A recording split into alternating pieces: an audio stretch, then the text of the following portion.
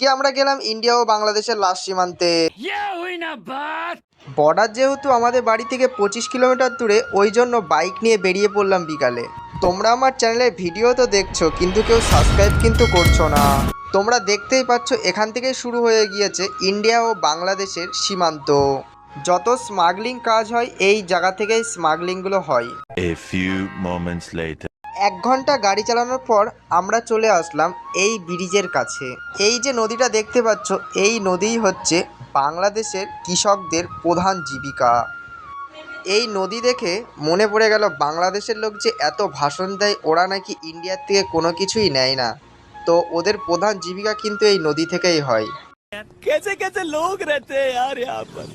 साला तुमको पागल कुत्ते का गाड़ी उठा के ले जाएगा। আমি এখন যে ব্রিজটাতে রয়েছি, এই ব্রিজটা নির্মাণ করেছিল ব্রিটিশরা। তোমরা যেমন ফারাক্কার ব্রিজ দেখেছো, অনেকটা এই ব্রিজটা সেমনই। ফারাক্কার ব্রিজে যেমন রুলস মানা হয়, এখানেও সেম রুলসই মানা হয়। এই ব্রিজটাতে তুমি সন্ধ্যার পর যেতে পারবা না, কেননা এই ব্রিজ 6টার থেকে বন্ধ করে দেওয়া হয়। এই ব্রিজে সন্ধ্যার পর যেহেতু আসতে দেওয়া হয় না, তার একটা কারণও আছে। কারণ এই ব্রিজে সবথেকে বেশি সন্ধ্যার পর স্মাগলিং হয়।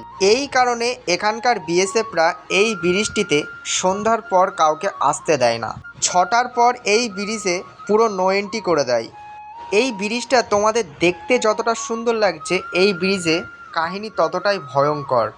এই ব্রিজের একটি বিশেষত্ব হলো, এই ব্রিজটি নির্মাণ হয়েছিল 1947 খ্রিস্টাব্দেরও আগে। এই ব্রিজটা যে এমনভাবে তৈরি করা হয়েছে, যা এখনকার যেসব ব্রিজ দেখা যায় সেই ব্রিজের থেকে অনেক আলাদা। আর আলাদা হওয়াই স্বাভাবিক, যেহেতু এই ব্রিজটা নির্মাণ করেছিল ব্রিটিশরা, ওই জন্য অনেক অ্যাডভান্স করেই তারা নির্মাণ করেছিল এই ব্রিজ। এই ব্রিজের গা ধরে রয়েছে তার কাটার বেড়া। যখন ব্রিটিশরা এই ব্রিজ নির্মাণ করেছিল, তখন কিন্তু এই তার কাটা এখানে ছিল না। এই তার কাটার খুঁটি যেহেতু দেশভাগের পর এসেছিল, ওই জন্য তখন এই তার কাটা ছিল না। 1947 খ্রিস্টাব্দের দিকেই এই ব্রিজকে এই তার কাটা দিয়ে ঘেরা হয়েছিল।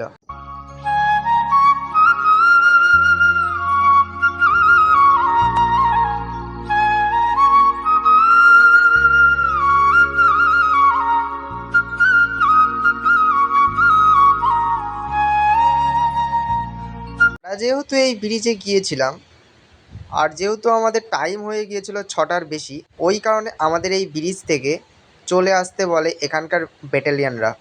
আর এই ক্যাম্পটা যে এতটা সেফটি ছিল সে কি বলবো, কেননা দেখতেই পাচ্ছ পুরোটাই তার কাটা দিয়ে ঘেরা রয়েছে ক্যাম্পের চারিপাশে।